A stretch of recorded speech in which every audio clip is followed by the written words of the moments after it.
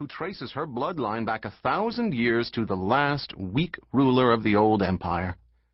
A man does not wed the only living descendant of the last emperor merely for love.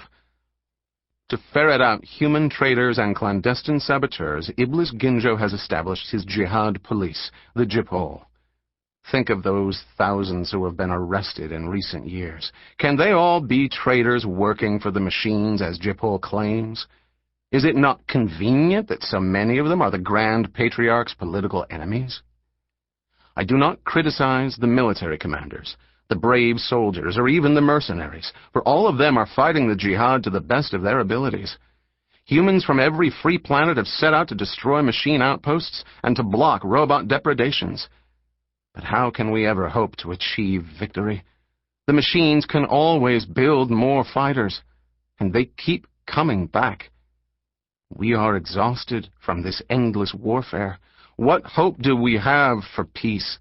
What possibility exists for an accord with Omnius? Thinking machines never tire, and they never forget.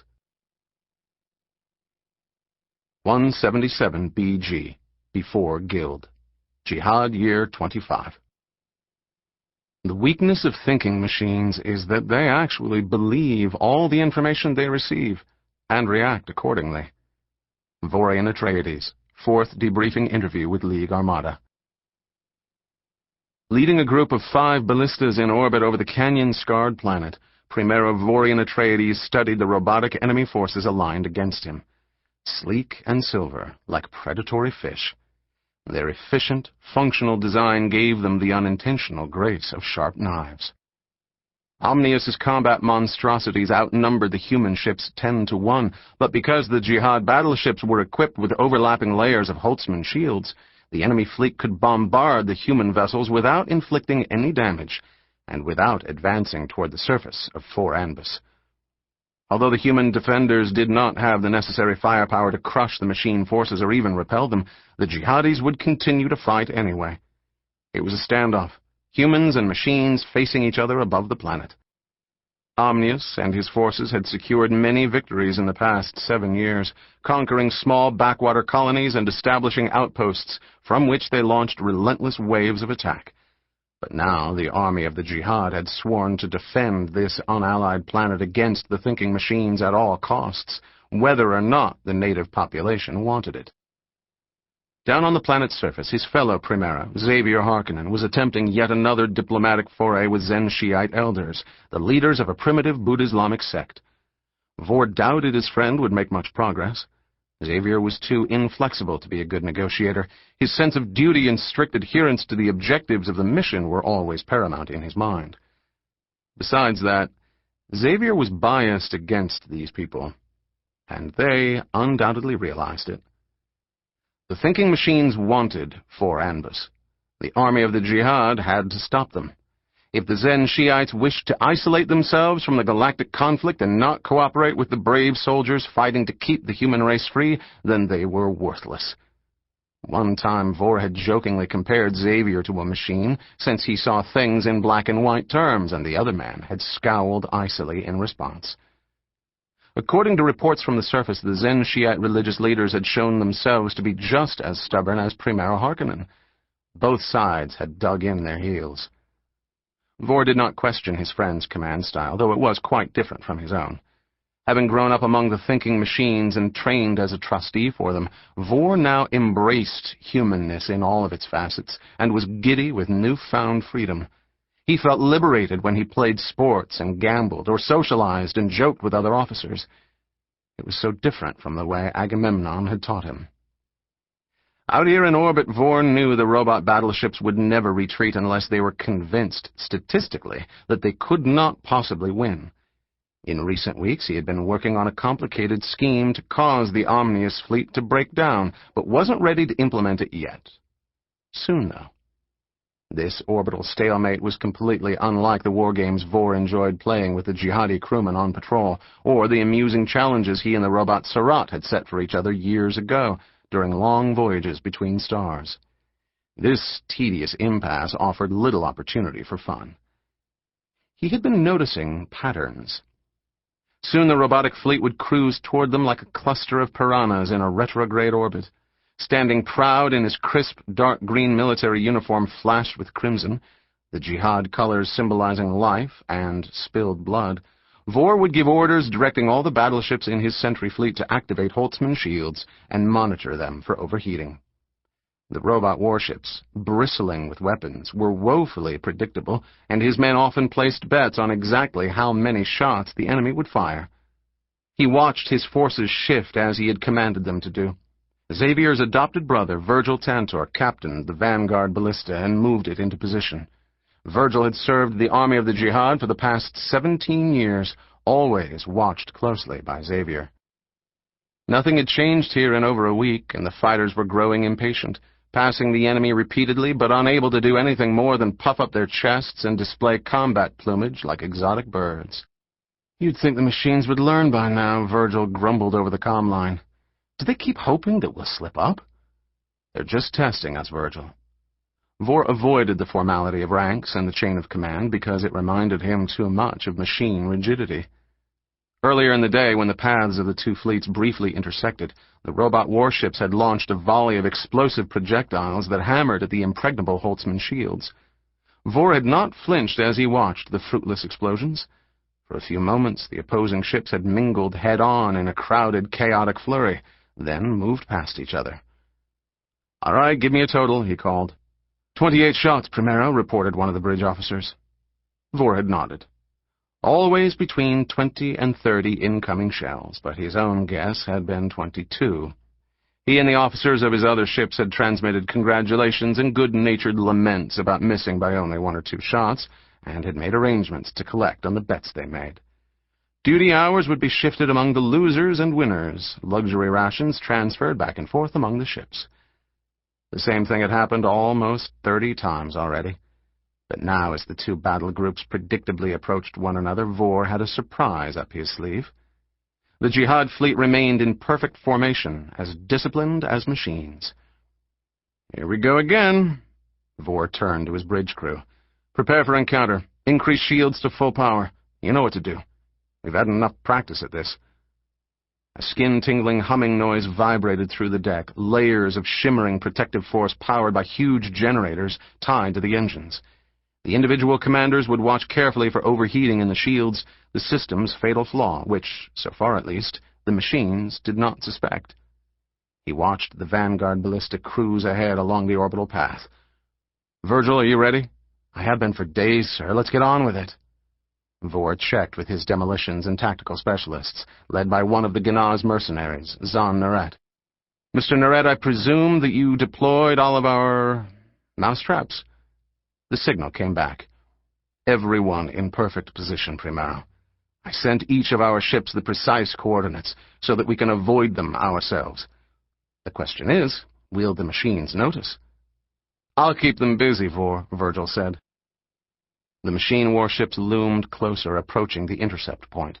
Although the thinking machines had no sense of aesthetics, their calculations and efficient engineering designs still resulted in ships with precise curves and flawlessly smooth hulls.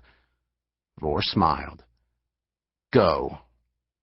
As the Omnius battle group advanced like a school of imperturbable, menacing fish, Virgil's ballista suddenly lunged ahead at high acceleration, launching missiles in a new flicker-and-fire system that switched the bow shields on and off on a millisecond timescale, precisely coordinated to allow outgoing kinetic projectiles to pass through. High-intensity rockets bombarded the nearest machine ship, and then Virgil was off again, changing course and ramming down through the clustered robot vessels like a stampeding Seleucid bull. Vor gave the scatter order, and the rest of his ships broke formation and spread out, to get out of the way. The machines, attempting to respond to the unexpected situation, could do little more than open fire on the Holtzman-shielded Jihad ships. Virgil slammed his Vanguard ballista through again. He had orders to empty his ship's weapons batteries in a frenzied attack. Missile after missile detonated against the robot vessels, causing significant damage but not destruction. The comm lines reverberated with human cheers. But Virgil's gambit was just a diversion. The bulk of the Omnius forces continued on their standard path, directly into the space minefield that the mercenary Narrator and his team had laid down in orbit. The giant proximity mines were coated with stealth films that made them nearly invisible to sensors. Diligent scouts and careful scans could have detected them, but Virgil's furious and unexpected aggression had turned the machine's focus elsewhere. The front two machine battleships exploded as they struck a row of powerful mines. Massive detonations ripped holes through bows, hull, and lower engine sheaths. Reeling off course, the devastated enemy vessels sputtered in flames. One blundered into another mine. Still not realizing precisely what had happened, 3 more robot ships collided with unseen space mines. Then the machine battle group rallied. Ignoring Virgil's attack, the remaining warships spread out and deployed sensors to detect the rest of the scattered mines, which they removed with a flurry of precisely targeted shots. "Virgil, break off," Vor transmitted. "All other ballistas regroup. We've had our fun." He leaned back in his command chair with a satisfied sigh. "Deploy 4 fast Kinjal scouts to assess how much damage we inflicted." He opened a private comm line, and the image of the Gnaz mercenary appeared on the screen. "Narrator, you and your men will receive medals for this. When not in combat camouflage or mine-laying and other clandestine operations, the mercenaries wore gold and crimson uniforms of their own design, rather than green and crimson. Gold represented the substantial sums they received, and crimson, the blood they spilled. Behind them, the damaged Omnius battle group continued on their orbital patrol, undeterred like sharks looking for food. Already swarms of robots had emerged from the ships and crawled like lice over the outer hulls, effecting massive repairs. "It doesn't look like we even ruffled their feathers," Virgil said as his ballista rejoined the Jihad group. He sounded disappointed, then added, "They're still not getting 4 Anbus from us." "Damn right they're not. We've let them get away with enough in the past few years. Time for us to turn this war around." Vor wondered why the robot forces were waiting so long without escalating this particular conflict. It wasn't part of their usual pattern. As the son of the Titan Agamemnon, he, more than any other human in the Jihad, understood the way computer minds worked. Now, as he thought about it, Vor grew highly suspicious. Am I the one who's grown too predictable? What if the robots only want me to believe they won't change tactics? Frowning, he opened the comm line to the Vanguard ballista. "Virgil, I've got a bad feeling about this. Disperse scout ships to survey and map the land masses below. I think the machines are up to something." Virgil didn't question Vor's intuition. "We'll take a careful look down there, Primera. If they've flipped over so much as a rock, we'll find it." "I suspect more than that. They're trying to be tricky, in their own predictable way." Vor glanced at the chronometer, knowing he had hours before he needed to worry about the next orbital encounter. He felt restless. "In the meantime, Virgil, you're in command of the battle group. I'll shuttle down to see if your brother has managed to talk any sense into our Zen Shiite friends." In order to understand the meaning of victory, you must first define your enemies and your allies. Primero Xavier Harkonnen, Strategy Lectures. Since the exodus of all Buddha-Islamic sects from the League of Nobles centuries earlier, 4 Anbus had become the center of Zen Shiite civilization. Its primary city of Deretz was the religious heart of the independent and isolated sect, largely ignored by outsiders, who saw little value in the planet's meager resources and troublesome religious fanatics. The land masses of 4 Anbus were mottled with large, shallow seas, some fresh, some potently salty. The tides caused by close-orbiting moons dragged the seas like a scouring rag across the landscape, washing topsoil through sharp canyons, eroding out grottos and amphitheaters from the softer sandstone.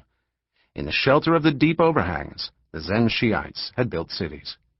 From one shallow sea into another, rivers drained naturally, pulled by the tidal surges. The inhabitants had developed exceptional mathematics, astronomy, and engineering skills to predict the swelling and dwindling floods. Silt miners reaped mineral wealth by sifting the murky water that flowed through the canyons.